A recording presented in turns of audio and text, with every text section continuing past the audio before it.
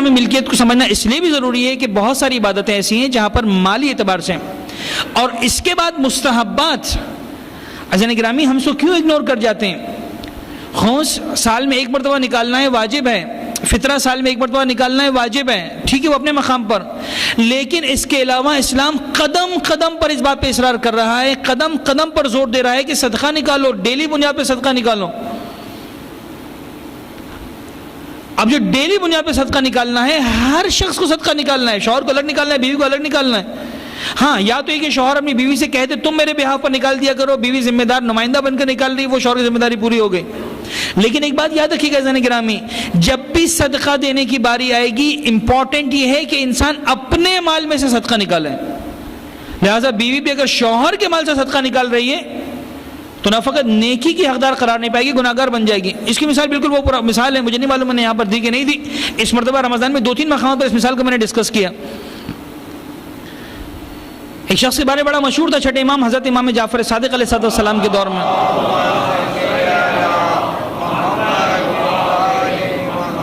کہ بڑا مومن ہے، بڑا پکا مومن ہے۔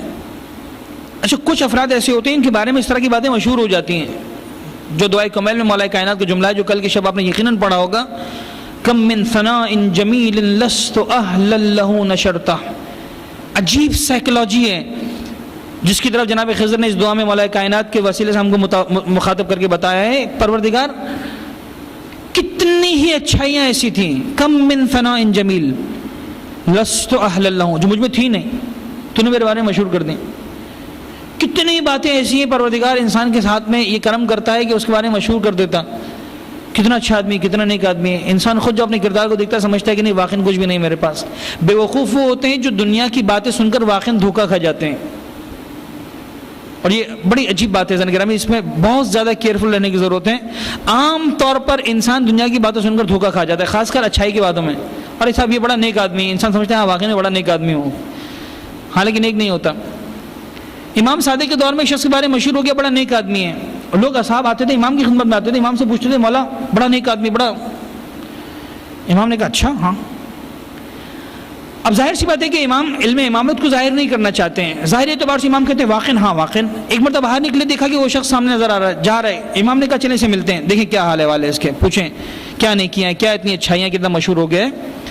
اب بڑا سمپل سا واقعہ ہے، وہ آگے گیا، امام اس کے پیچھے جا رہے تھے، وہ ایک روٹی والے کے پاس رکا، اب وہ تنور تھا کیا تھا، وہ روٹیاں بنا رہا تھا، تنور والے کی نظر تھوڑا ادھر سے ادھر ہی، اس نے 2 روٹیاں چھپائیں، چپکے سے اپنی ابا میں ڈال لی ہیں، یہ جیسی ابا ہم نے پہنی ہے ویسی ابا، یہ ابا ستار العیوب ہوتی ہے، بہت سارے ابوں کو چھپا لیتی ہے۔ آج کل دور میں صرف طلبہ پہنتے ہیں ابا، ایک زمانے میں مسلمانوں کا کامن ڈریس یہ تھا۔ آپ ابا سن کر یہ مت سمجھے کہ کسی مولوی کی بات ہو رہی ہے، جو ابا چلا کرتی تھی وہ عموماً مسلمین پہنا کرتے تھے، مسلمانوں کا جو نارمل ڈریس تھا، اور مستحب ہے کہ انسان اپنے گھر میں بھی اگر نماز پڑھتا ہے ابا پہن کر پڑھے، ہر مومن کے گھر میں ایک ابا ہونی چاہیے۔ ہم ہزاروں لاکھوں روپے کے ڈریسز خریدتے ہیں، ایک ابا بھی ہر انسان کے گھر میں ہونی چاہیے، ایک تقدس کا ماحول بنتا ہے۔ اب لوگ ایران میں جائیے، وہاں پر مساجد میں آپ نے دیکھا ہوگا، ہمارے کراچی میں مساجد میں کیا کیا ہوتا ہے، ٹوپیاں رکھی ہوتی ہیں، سجدگاہیں رکھی ہوتی ہیں، تسبیح رکھی ہوتی ہیں، دعاؤں کی کتابیں رکھی ہوتی ہیں، قرآن رکھا ہوتا ہے، مفاتیح رکھی ہوتی ہے کہ بھائی یہ چیزیں وہ ہیں جو مسجد میں کام آنے والی ہیں۔ ایران کی مساجد میں یہ ساری چیزیں ہوتی ہیں جو ہمارے یہاں ہیں، پلس ایک چیز اور ہوتی ہے، 8-10 ابائیں لٹکی ہوتی ہیں سائڈ پر، وہ خواتین کے لیے نہیں ہوتی، مردوں کے لیے ہوتی ہے، کہ جو مرد آئے گا تو ابا اٹھائے گا، نماز پڑھے گا، دوبارہ ابا لٹکائے گا، چلا جائے گا۔ مستحب ہے انسان ابا پہن کے نماز پڑھے، ہر مومن ہوتا ابا ہوتی تھی اس کے پاس، اس نے بھی ابا پہنی تھی، ابا کے اس نے چھپا لی 2 روٹیاں۔ اب امام نزدیک نہیں گئے، امام نے دور سے دیکھا، چونک گئے کہ کیا ہو گیا۔ آگے بڑھا وہ شخص، آگے جا کر ایک پھل والے کی دکان پر کھڑا رہا، پھل والے کا ذرا سے منہ ادھر ادھر ہوا، اس نے 2 انار اٹھائے، چپکے سے ہوا میں چھپا لیے۔ اب اتنا نیک آدمی ویسے ہی اس کو کوئی شک نہیں کرنے والا، جو بڑا پرابلم ہوتا ہے۔ اب جس پر نیک سمجھ کے شک کرتے ہیں، پتہ چلا کہ آستین میں سے سانپ نکلا، یعنی وہی پرابلم، اسے 2 انار چھپا کے ڈال دیے۔ اب یہ آگے بڑھا اور اس محلے کو چھوڑ دیا جس محلے میں اس نے یہ روٹیاں اٹھائی تھیں اور یہ انار اٹھائے تھے، اور چلا گیا دوسرے محلے میں جو غریبوں کا محلہ تھا۔ وہاں پر ایک شخص کے گھر میں گیا جو بیمار تھا اور اکیلا تھا، کوئی اس کے ساتھ دینے والا نہیں تھا، کوئی عادت کرنے والا نہیں تھا۔ وہاں جا کے بیٹھا، کچھ دیر سے بیٹھا رہا، اس کو روٹیاں دی، انار دیے، اس کا خیال رکھا۔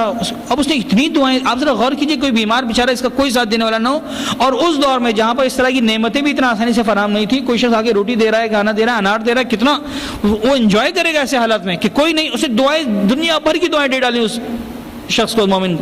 وہ ایسے پلٹ کر باہر نکلا. اب امام اس کے پاس جاتے ہیں, یعنی ہیئر کمز دا پوائنٹ جہاں امام جا کر اسے ملاقات کرتے ہیں, اسے ہاتھ ملاتے ہیں, السلام علیکم وعلیکم السلام, جو بھی سلسلہ تھا اس زمانے کے اعتبار سے. اور اب دیکھیے زین گرامی, یہاں پر بڑے اخلاقی پہلو ہیں اور میں بات کو بہرحال آپ تک پہنچانا چاہتا ہوں. بڑے اخلاقی اچھے پہلو ہیں یہاں پر. امام ہم ہوتے کیا کرتے ہیں, ہمارا کوشچن سیدھا سیدھا یہ ہوتا کہ بھائی میں نے دیکھا کہ تو نے 2 روٹیاں چرائیں, میں نے دیکھا کہ تو نے 2 انار چرائے, اس کا کیا راز ہے؟ یعنی اگر ہم جیسا آدمی بات کرتا تو ہم لفظ چرانا استعمال کرتے, جرم پہلے سے ثابت کر دیتے, یعنی اس پر تو ہمیں کوئی سننا ہی نہیں, چوری تو نے کی ہے, ہمیں یہ بتا چوری کیوں کی ہے. یہ فرق ہے ہم میں اور امام میں. امام یہ نہیں کہتا تو نے چوری کی, امام نے ایک عمل کو دیکھا, اس عمل کی بہت ساری بنیادیں ہو سکتی ہیں. ممکن اس آدمی کا حساب کتاب چلتا ہو, مہینے کے آخر میں روٹی کے پیسے دیتا ہو, ہمیں کیا معلوم کہ چرائی ہیں اس نے. ممکن اس انسان کا مذاق چلتا ہو, اس نے مذاق میں اٹھا لی ہو, کل کو جا کے بتا دے گا کہ میں نے اٹھائی ہیں. ممکن ہے جناب علی اس نے پرمیشن دی ہوئی ہو کہ روزانہ آپ کو آنا ہے, 2 روٹیاں لینا ہے, کہ نیکی کر ڈالنا ہے میرے بیہاف پر, اس لیے اس نے اٹھائی ہوں. ایسا نہیں کہ عجیب بات ہے, روایتوں کے اندر ملتا ہے کہ اپنے مومن برادر کے بارے میں اس کا جتنا بھی عمل تمہارے سامنے آئے سوچو کہ صحیح ہو سکتا ہے, غلط مت سوچو. بعض اصحاب کہا کرتے تھے کہ اپنے مومن برادر کے بارے میں 70 آنسر سوچو کہ جو اس کے عمل کو پازیٹیولی تمہارے سامنے پیش کریں, نیگیٹولی پیش نہ کریں. اور اگر 70 جواب بھی تمہیں مطمئن نہ کر سکیں تو اپنے آپ کو ملامت کرو کہ اے شخص تو کتنا بدبخت ہے, اپنے مومن کے لیے 70 جواب تجھے مطمئن نہیں کر سکتے. یعنی فائنلی اپنے آپ کو ملامت کرو, مت کہو مومن غلط کر رہا ہے. بہت احترام ہے مومن کا, بہت احترام ہے. امام نے کہا بھائی میں نے یہ دیکھا کہ تو نے جناب روٹیاں اٹھائیں, نہیں کہا امام نے کہ تو نے چرائیں. میں نے دیکھا کہ تو نے 2 انار اٹھائے, امام نہیں فرماتے تو نے چرائے. میری سمجھ میں راز نہیں آ رہا ہے کیا ہے. اب میں آپ سے رک کر ایک سوال کرنا چاہتا ہوں, اگر وہ کہہ دیتا کہ مولا میرا اسے حساب کتاب چلتا ہے, میں اس کو پیسے کل دے دوں گا, امام کیا کہتے تو جھوٹ بول رہا؟ قطعاً نہیں. امام ایکسیپٹ کر لے, بات ختم ہو جاتی. وہ کہہ دیتا مولا اس نے مجھے کہا ہوا ہے 2 روٹیاں روزانہ دینے کا. یہ خود مومن کے حقوق میں سے ایک حق ہے, بہت امپورٹنٹ ہے. خدا کرے کہ ہمارے معاشرے میں مومن کے اس ایک حق کا احترام زندہ ہو جائے, خدا کرے. اور اگر آپ میری آج کی اس مجلس کو مکمل بھول جائیں, اس ایک بات کو یاد رکھیں, میں سمجھوں گا میری محنت وصول ہو گئی آج کی. ایک بات, اور وہ کیا حق ہے مومن کا؟ وہ مومن کا حق یہ ہے کہ جب مومن آرگومنٹ پیش کرے تو جسٹ ایکسیپٹ اٹ, اس کو قبول کر لو. جب بھی مومن آرگومنٹ پیش کریں, دیکھیے 2 ہی باتیں, یا وہ آرگومنٹ رائٹ ہے یا رانگ ہے. اگر رائٹ ہے تو آپ کو ایکسیپٹ کرنا ہی کرنا ہے, you don't have choice to refuse this. اور اگر اس کا آرگومنٹ آپ کی نگاہوں میں رانگ ہے, یہیں پر مومن کا حق ہے کہ ایکسیپٹ کر لو. یہ جو آرگومنٹ پیش کر رہا ہے جسارت نہیں کر رہا, اس کا مطلب یہ ہے کہ دل میں احساس شرمندگی ہے. آرگومنٹ وہی پیش کرتا ہے جس کو احساس شرمندگی ہوتا ہے, بس اسی وجہ سے اس کے آرگومنٹ کو ایکسیپٹ کر لو کہ ٹھیک ہے تو نے کہہ دیا, بات ختم ہو گئی. کل سے ہمارے افطار میں گھر میں کیوں نہیں آئے تھے افطار میں آپ؟ اس نے کہا بھائی میں ذرا دیر سے پہنچا تھا آفس سے, آنکھ لگ گئی تھی, جب آنکھ کھلی تو آدھا گھنٹہ ہو چکا تھا, میں نے کہا اب کیا جاؤں. جھوٹ بول رہا ہے. نہیں, وہ کہہ رہے مان لو محبتیں باقی رہیں گی. تمہارا خیال ہے کہ وہ نہیں سویا تھا, تمہارا خیال ہے کہ وہ نہیں آنا چاہ رہا تھا. یہی جو آرگومنٹ پیش کر رہا ہے اس کا مطلب دل میں 1% ایسا شرمندگی ہے. وہ آدمی یہ بھی کہہ سکتا تھا مائی فوڈ مجھے نہیں آنا تھا تمہارے گھر میں, آپ کیا کر لیتے بھائی؟ کہہ سکتا تھا. یہ جو آرگومنٹ پیش کر رہا ہے اس کا مطلب وہ محبت کو نہیں توڑنا چاہ رہا, وہ چاہ رہا ہے کہ چاہے 1% سے ہی محبت باقی رہے. اس کے رائٹ ہے, اس کی آرگومنٹ کو ایکسیپٹ کر لو. اگر وہ اپنا آرگومنٹ دیتا امام ایکسیپٹ کر لیتے. اس نے نہیں کہا, آرگومنٹ پیش نہیں کیا, اس نے کہا کہ آپ جعفر صادق, امام نے کہا میں امام جعفر صادق, صلوات پڑھیں محمد و آل محمد پر.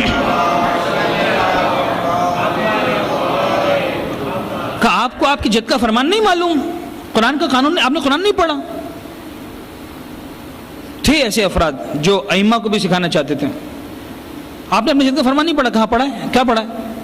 کہنے لگا کہ بھائی میں نے قرآن میں پڑھا ہے کہ اگر انسان کوئی نیکی کرتا ہے تو اس کو 10 برابر اس کا ثواب ملتا ہے, کوئی گناہ کرتا ہے تو 1 ہی گناہ ملتا. تو میں نے جو ہے وہ 2 روٹیاں چرائیں. اب وہ ایکسیپٹ کر رہا ہے اپنے اس جرم کو. امام نے کہا تم نے اٹھائی, وہ کہہ رہا ہے میں نے چرائیں. کہا میں نے 2 روٹیاں چرائیں, 2 گناہ ہوئے. خود مان رہا ہے چرائی 2 گناہ ہو گئے. میں نے 2 انار اٹھائے, 2 چرائے, یہ 4 گناہ ہو گئے. جا کر میں نے 4 کے 4 صدقہ کر دیے, یہ میری 4 نیکیاں ہو گئیں. 4 گناہ 4 رہے, 4 نیکیاں 40 ہو گئیں. 40 میں سے 4 مائنس بھی کر دیں تو 36 نیکیاں میرے اکاؤنٹ میں موجود ہیں. دنیا کے کسی کیلکولیٹر نے یہ حساب کتاب نہیں بنایا گا جو اس مومن نے بنایا ہے.